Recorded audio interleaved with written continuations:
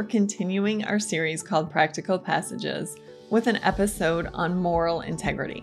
Now, this is different than what we looked at when we looked at Daniel and the wisdom that he offered us, because today's episode is really about sexual purity and how we can work to maintain that, whether we're single or married or widowed or whatever stage of life we're in.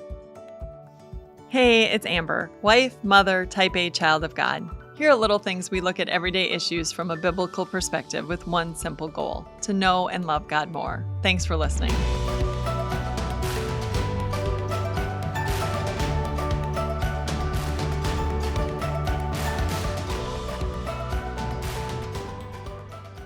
So in Job chapter 31, verse 1, we read this: I have made a covenant with my eyes not to look lustfully at a young woman. So Job said he made a covenant, an agreement with his eyes, that he wasn't going to look lustfully. So the first glance that you take at somebody is usually fairly innocent. You know, someone's walking towards you, or you see somebody on a screen or whatever it is, and you notice that they're attractive. No sin there. It's what you do with that after the fact. So where do you go from there that can either lead you into sin or can lead you to moral integrity? Now, just saying that isn't super helpful to me. So I'm glad that Job made a covenant with his eyes. So, you know, what he was going to look at, he made an agreement. And there's truth in that. You know, we want to be careful about what we're watching and what we're seeing and what we're allowing to come into our head. So even as I'm looking for things to watch with my teen daughters, we avoid the rated R, or if we start something up and then the little warnings come on, like strong sexual content or nudity or whatever, then we're like, probably not worth watching. Or there have been times that, you know, episode 1 or 4 or 5 or whatever, or even season 1 isn't bad. But as we get on into the seasons, then we start seeing some of that sexual nudity or whatever. And then we just fast forward through the scene. Typically, I'm the one to do it. They block their eyes or look away or what have you. But the point is just being cognizant of what you're allowing yourself to see. With women, it's a little different too. I have to say that women, yes, we have to watch what we are watching. But I think it's also important we watch what we're reading, because a lot of things that we read, especially novels, can take us down that same path, and it's our imagination that is, you know, making the pictures that go with the words. And so we have to be careful about what we're reading and allowing to come into our head too, and what we're doing with that picture after we see it, whether it's something we're reading in the imagination, or if it's something we're replaying in our mind, or if we're just going back over it, whatever. So one of the passages that has been crucial to me, so I introduced you to Job and what Job said, and he made an agreement. And I think that's really important, to be careful of what you're allowing yourself to see and what you're allowing yourself to read and hear and all that. But one of the passages that actually has been crucial for me in this area to really help me with moral purity is from 1 Timothy 5. So verse 1 says this, and this is the Apostle Paul writing to Timothy, by the way. Timothy was a younger pastor, and the Apostle Paul was giving him this great advice that said, do not rebuke an older man harshly, but exhort him. That means to, urge or encourage someone, as if he were your father. Treat younger men as brothers, older women as mothers, and younger women as sisters with absolute purity. This has really been what I use to keep my mind where it's supposed to be. So whoever I'm talking to, when I was at the nursing home, I looked at those people as either my fathers or my mothers, and I tried to treat them like that. if there are people that I'm working with that are around my age, I try to look at them as my brothers or my sisters. And then when it comes to young people, so when it's my children or their friends, or when I was teaching Sunday school or youth group or whatever, I treated those children as my children. And so I think if you're able to do that, whoever you're looking at, if you look at that person in that context, that they are either your father, your brother, or your son, you are much less likely to let your mind go anywhere from there.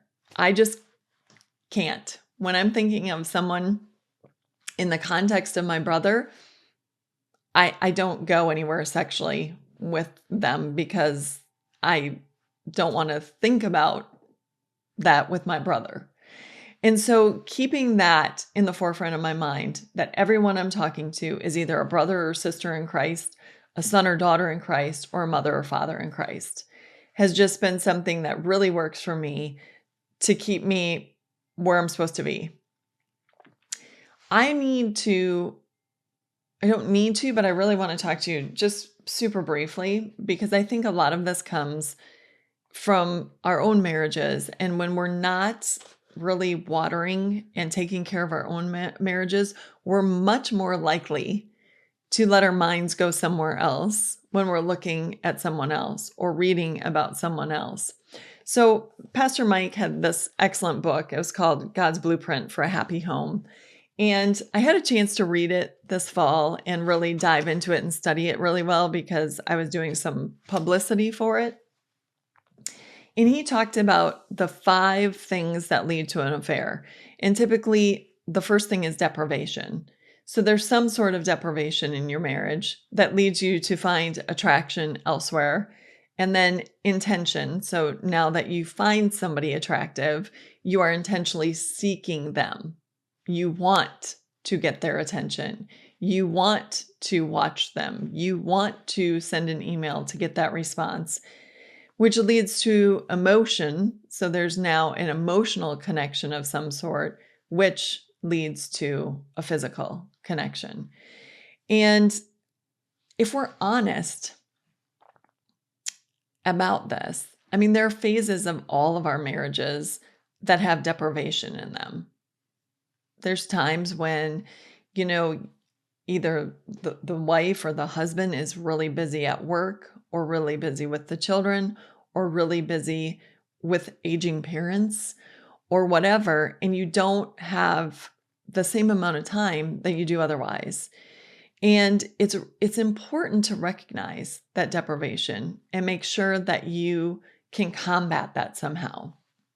So even if it is a super trying time in your marriage, just because you have, a wayward son or daughter or a sick son or daughter that requires a lot of help right now, it's important to make that time to have that connection, to fill each other up, to even if it's just a lunch hour where you can, talk and have that emotional connection, or if you can set time aside and get a babysitter so you can be together, whatever it is that you can do to make sure that your marriage is a priority, even at a really challenging time. Just recognizing that there's deprivation there. And when there is that deprivation there, and if you really are struggling at a point where, like say you have a child in the hospital and there's just no way that you can get away, you pray through that and pray and ask God to help you stay strong together, to do the little things, to send the text, send the phone call, or make a phone call, write a note before, scribble a note to your husband or your wife before you head out to the hospital. Just, I'm thinking about you and I can't wait till we can spend time together again, or what have you. The grass is always greener where it's watered and fed. And so instead of spending our time and energy pursuing a path that we shouldn't be pursuing. So if you're looking at someone and you're thinking they're very attractive, and then you start thinking about, I wonder what it would be like to be married to that person. and you go down that path instead of focusing on what's in front of you. So whatever it is in your marriage that you have going on, that you recognize the deprivation, just recognize it right now and start to work on it. If you're looking at your husband and he's sitting on the couch eating chips at night and you're thinking that is not even remotely attractive, well, what can you do? What can you do to encourage him to a different lifestyle so that he is more attractive to you? Could you take a walk together? Could you join the gym together? Could you start making healthy snacks?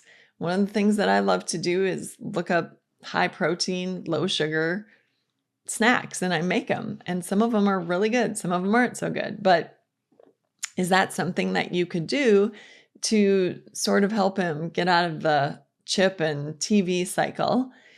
And, sometimes it's just a matter of changing scenery. So last fall, our family went to Alaska, and while we were there, we climbed a mountain. And I say that very loosely because we didn't summit the mountain. We didn't get to the very top. We were about a mile, 1.2 miles from the top when we gave up. We had had enough. But afterwards, my husband said, I really want to get in better shape because we both worked on our feet a lot, but it's not the same muscles that you use for climbing, clearly. And so, we were just talking about how important it is for us. We love to travel. We love to take our kids with us and travel. And now that we're getting in this middle age and beyond middle age phase, we're going to have to work at it if we're going to stay in shape so that we can do these things. We want to be able to climb a mountain with our children when we go on vacation. So that might mean joining a gym, or it might just mean hiking in our spare time on the weekend instead of, finding something sedentary to do. So anytime that you get those chances, whether it is that you've been on vacation, or I love to just introduce subjects with questions. So I think it's a great idea to ask your spouse, what are some things that you'd really like to do in the next year? Or if money wasn't an object, where would you love to go? What would you love to do before we're too old to do it? Or if you had a chance to live anywhere, where would you live? Or if you could do anything to this house to change it, what would it be? If you could drive any car, what would you want to drive and why? And just those questions that really help you to probe your spouse's heart and mind and what they're thinking. It's super helpful. And when you come across those things, like, I would really love to travel with you. I'd like to go see, Puerto Rico, or I'd love to go to Africa, or what I've always wanted to do? I've always wanted to go to Iceland. And when you have those conversations, that's the perfect time to say, you know what? Let's do it. And if we're going to go to Iceland, then let's make sure we're in shape so we can do all the things that we want to do while we're there. So do you want to start walking at night, or do you want to join the gym, or do you want to ride bike? What would you like to do to get in shape? And just the act of getting in shape together can bond you. If you're taking walks together, then you're going to be walking and talking and getting closer together while you're getting the exercise. And so those are just little things that you can do to maybe just, instead of whirling in your deprivation, face your deprivation. Face the fact that there is a lacking in your marriage that you notice and that you don't like, and that you would like to amend. And then see how you can do it. Now, I talked about the physical side of things. What about if your husband isn't much of a conversationalist and you really are not seeing the emotional connection that you need? And this is a problem for some women.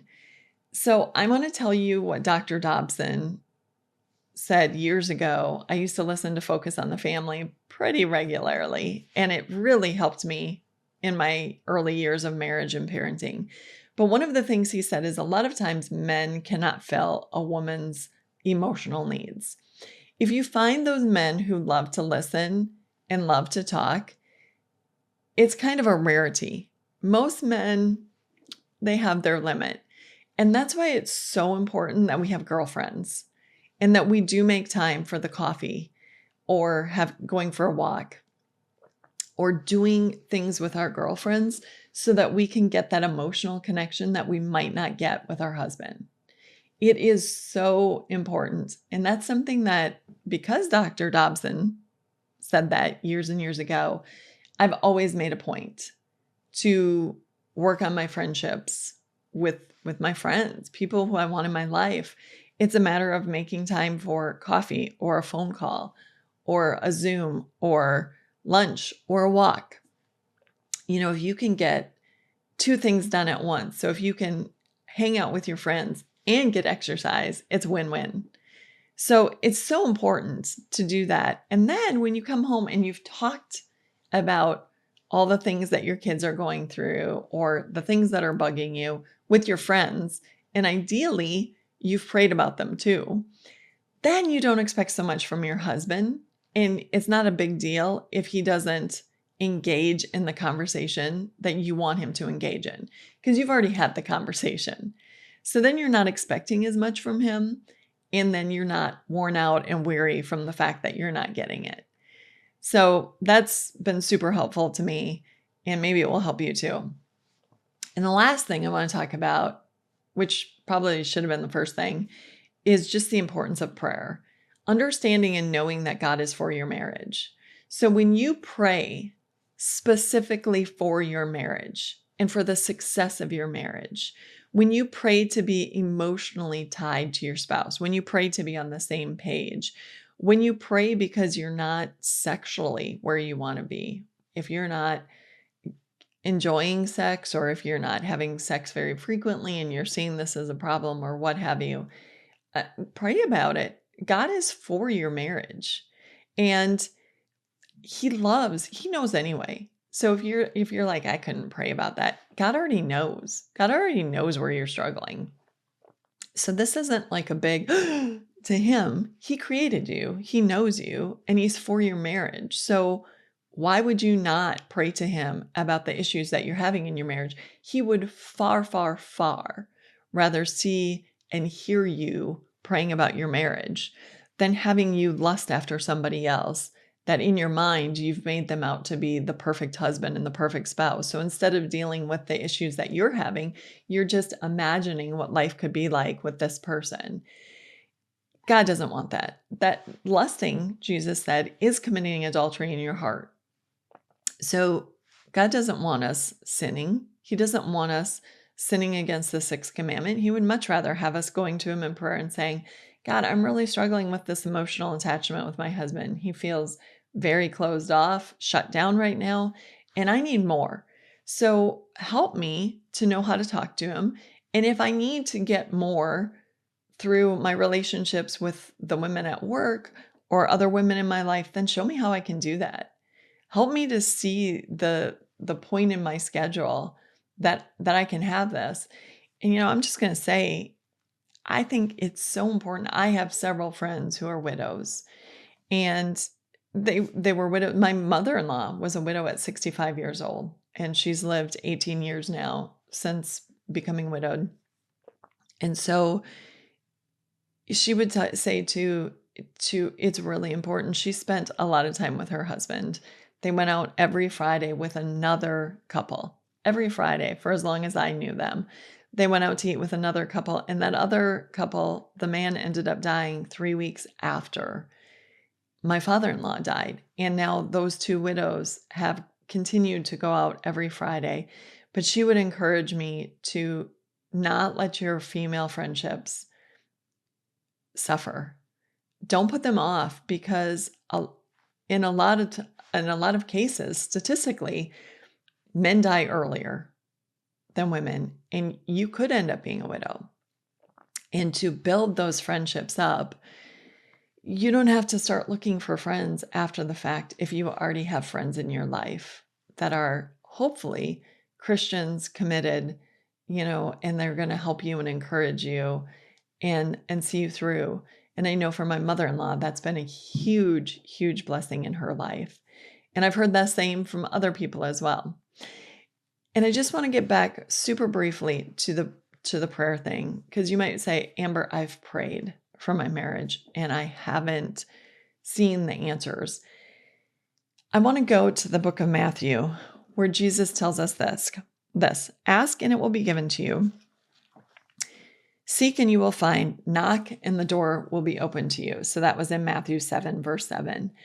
I love the commentary from the People's Bible. I have used it so much that actually I'm going to show you, my book is falling apart. I have this book paper clipped to other pages because it would fall out if I didn't. I should probably just buy a new book at this point, but listen to the commentary about this passage.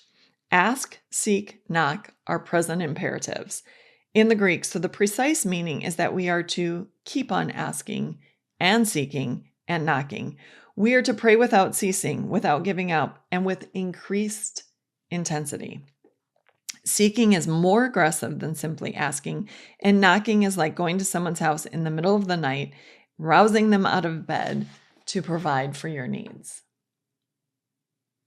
So God expects us to keep praying.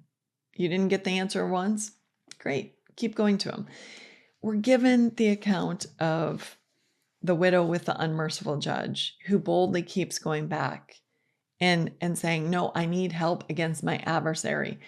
We're given the account of the Canaanite woman whose daughter was demon possessed. And, Jesus ignored her.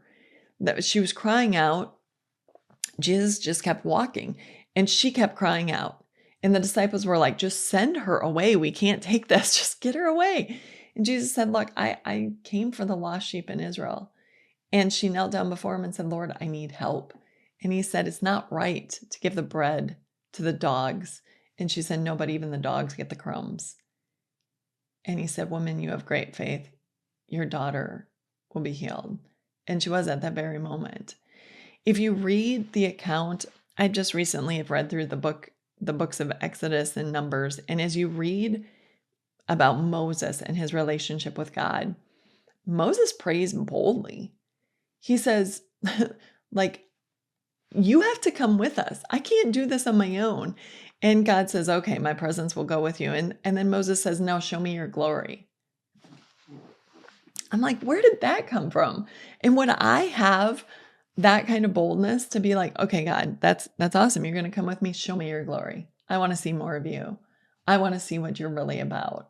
And even God was like, Moses, you can't see that and live, but I will hide you in the cleft of a rock. I will walk past you. And then you can see, as I pass, you can see the back of me. And just that boldness. Don't stop praying about your marriage. Okay, you haven't had an answer?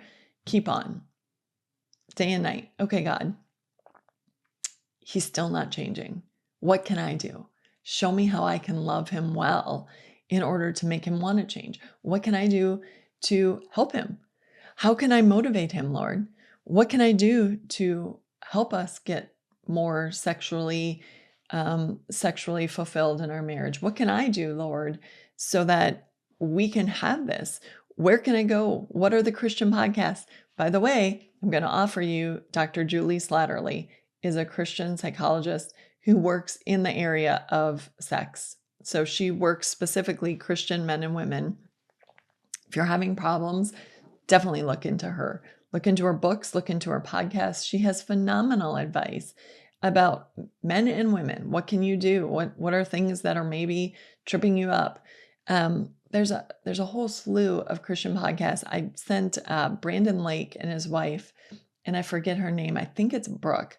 Brooke and Brandon Lake had a very open conversation about sex, pornography. He had struggled with pornography and relationships and their dating life, and how he said, the later it got and the more he was hanging out with her on the couch, he just couldn't stay pure. That was just a real thing for them. They were spending the night together without having sex. And it was like, man, I'm struggling here. And just a super open vulnerable conversation that I thought was very helpful. There was a couple things that I was like, ooh, they're young in their marriage, and that's pretty apparent. Just wait, guys. But there too, I mean, I applaud them for their transparency and vulnerability and addressing an issue that a lot of people don't talk about.